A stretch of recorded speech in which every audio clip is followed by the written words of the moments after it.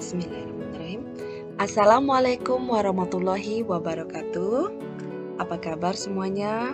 Semoga baik-baik saja ya. Maaf ini banyak gangguan, ada suara ayam, kereta, dan lain-lain.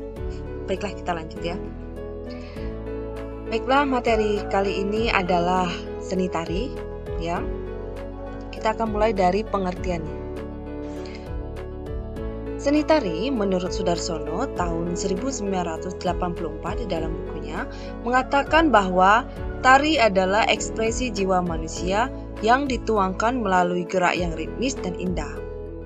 Tari adalah gerak-gerak yang dibentuk secara ekspresif yang diciptakan oleh manusia untuk dapat dinikmati dan dirasakan. Ya, jadi pengungkapan yang diwujudkan dalam bentuk gerak itu. Kemudian menurut Bagong Kussudiardja tahun 2000 mengatakan tari adalah keindahan gerak anggota badan manusia yang bergerak, berirama, berjiwa, dan dapat diberi arti bahwa seni tari adalah keindahan bentuk anggota badan manusia yang bergerak, berirama, dan berjiwa yang harmonis ya. Kata kuncinya bergerak, berirama, berjiwa yang harmonis ya. Dan yang ketiga yaitu menurut Yulianti. Nah, menurut Yulianti ini tahun 2009, seni tari itu memiliki 4 unsur utama, yaitu wiraga, turaga, wirama, irama, wirasa, ratsa, wirupa. Ya, keempat unsur seni ini merupakan satu ikatan yang membentuk harmoni. Nah, kalau disimpulkan ya dari ketiga ini tadi, kata-kata yang hampir sama itu ada gerak ya, gerak yang pertama itu gerak, kemudian irama ya. Jadi tari kita simpulkan adalah susunan gerak anggota badan manusia yang ekspresif ya, ini mengungkapkan ya dalam bentuk gerak ya, berwujud gerak, indah, berirama, selaras dengan iringan yang pasti baik itu iringan musik secara langsung maupun yang recorder yang membentuk harmoni sehingga ya terwujudlah seni pertunjukan. Unsur-unsur tari itu ada 4. Yang pertama wiraga, wirama, wirasa, serta wirupa. Wiraga itu adalah unsur yang pertama ya, yang memperlihatkan berbagai macam gerakan seperti duduk, ya, meloncat, dan lainnya. Di dalam wiraga ini, ya, ada terbagi lagi menjadi 3 ya, gerak itu tadi wiraga atau gerak ya, yaitu ruang, waktu, dan tenaga. Nah, yang dimaksud ruang di sini ya, jika kalian melakukan gerakan di tempat tanpa berdiri ya, atau melakukan gerak di ruang pribadi ya. Sedangkan jika kamu berpindah tempat, maka kamu melakukan gerakan di ruang umum. Itu ya yang maksud dari pengertian ruang itu tadi. Nah, seperti ini contoh ya, duduk ini berarti sedang melakukan gerakan di ruang pribadi. Yang kedua yaitu waktu. Setiap gerak yang dilakukan itu membutuhkan tempo ya, baik itu gerak estetis maupun gerak fungsional ya. Gerak estetis itu maksudnya gerak yang hanya menampilkan keindahan, sedangkan kalau gerakan fungsional itu ada tujuannya, misal berjalan menuju pasar, berjalan menuju kampus, seperti itu ya. Nah, perbedaan cepat atau lambat gerak itu berhubungan dengan tempo. Ya, di dalam tari juga ada temponya sama seperti halnya dengan musik ya. Fungsi tempo pada gerak tari ini untuk memberikan kesan yang dinamis sehingga tarian enak untuk dinikmati. Jadi menarinya sesuai tempo dengan irama ya. Bayangkan kalau menarinya itu tidak sesuai irama, itu tentunya akan aneh kita melihatnya gitu. Nah, yang ketiga yaitu tenaga. setiap kita bergerak, setiap penari itu bergerak memerlukan tenaga. Nah, tenaga ini sendiri ya dibagi lagi menjadi 3. Ya. Yang pertama yaitu intensitas, yang kedua aksen atau tekanan, yang ketiga yaitu kualitas. Penggunaan tenaga dalam seni tari yang pertama yaitu intensitas. Nah, intensitas ini maksudnya berkaitan dengan kuantitas tenaga dalam tarian, ya. Jadi berapa banyak tenaga yang dikeluarkan gitu. Yang kedua yaitu aksen atau tekanan, ya. Gerakan yang tiba-tiba atau kontras, ya. Jadi kalau kalian melihat di tari-tari tradisional ya kayak tarian di India juga bisa ya. Jadi mereka ini punya aksen-aksen tersendiri ya. Jadi ada musik yang ada hentakannya gitu. Itu bagian dari aksennya ya, tekanannya. Yang ketiga yaitu kualitas.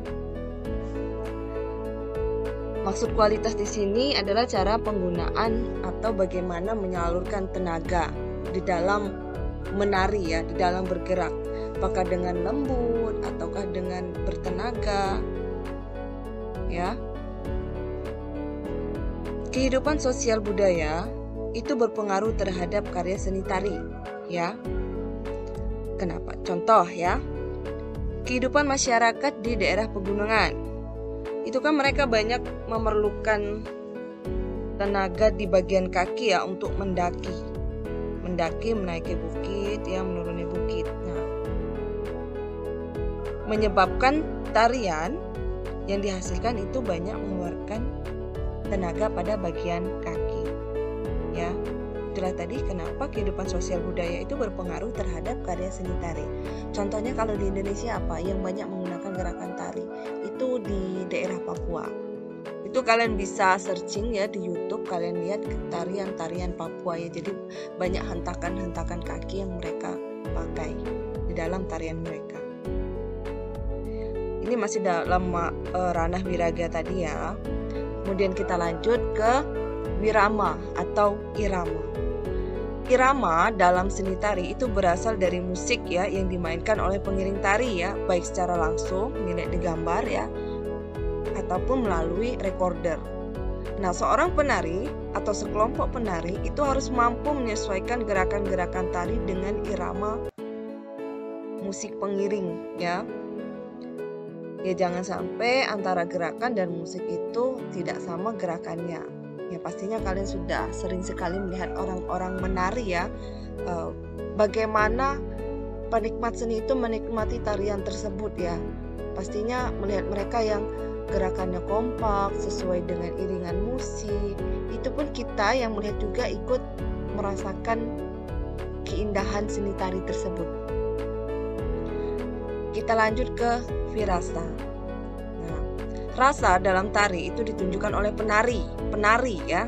Harus menunjukkan, bukan penontonnya, tapi penarinya dulu melalui gerakan yang ritmis ya, menunjukkan ekspresi. Ya, dengan begitu maka suatu tarian itu dapat menyentuh perasaan para penonton ya. Misalnya itu tarian romansa ya, atau tarian kemarahan itu sampai ke penonton ya. Kayak tari Bali ini dengan mata melotot kan gitu.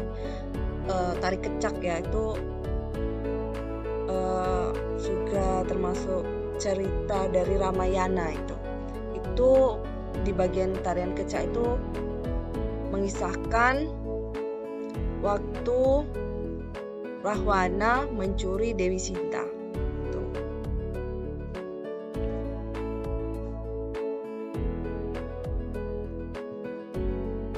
Nih. Yang terakhir ya, ini bukan wiraga ya ini.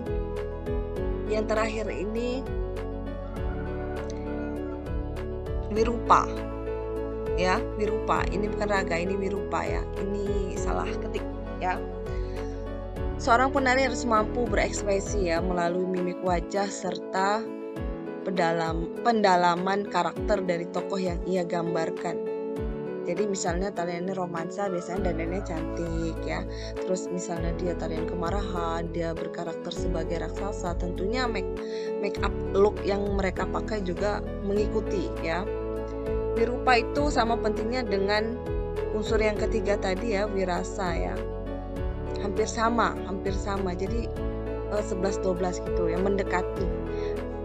Makanya keempat unsur ini tidak bisa dipisahkan gitu ya.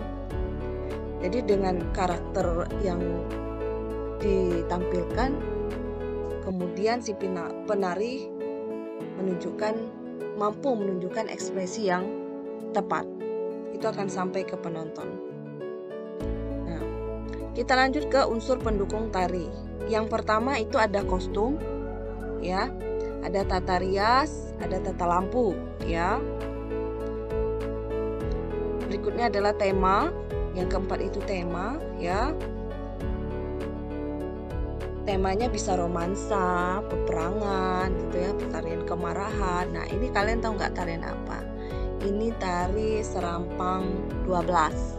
Ini, ya, kisah romansa ini.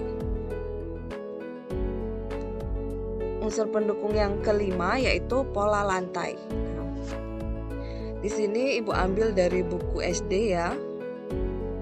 Kelas 6. Nah, ini adalah contoh-contoh formasi pola lantai ya. Ada diagonal, ada segi 5 ya, ada lurus ke depan, zigzag, lingkaran ya. Atau setengah lingkaran juga ada. Masih banyak lagi ya. Ini hanya sebagian kecilnya saja ya. Baiklah, itu saja yang ingin Ibu sampaikan. Untuk tugas nanti Ibu share di WA ya. Nanti tugasnya itu sangat kita minimaliskan ya. Baiklah, sampai jumpa. Ibu akhiri, wassalamualaikum warahmatullahi wabarakatuh.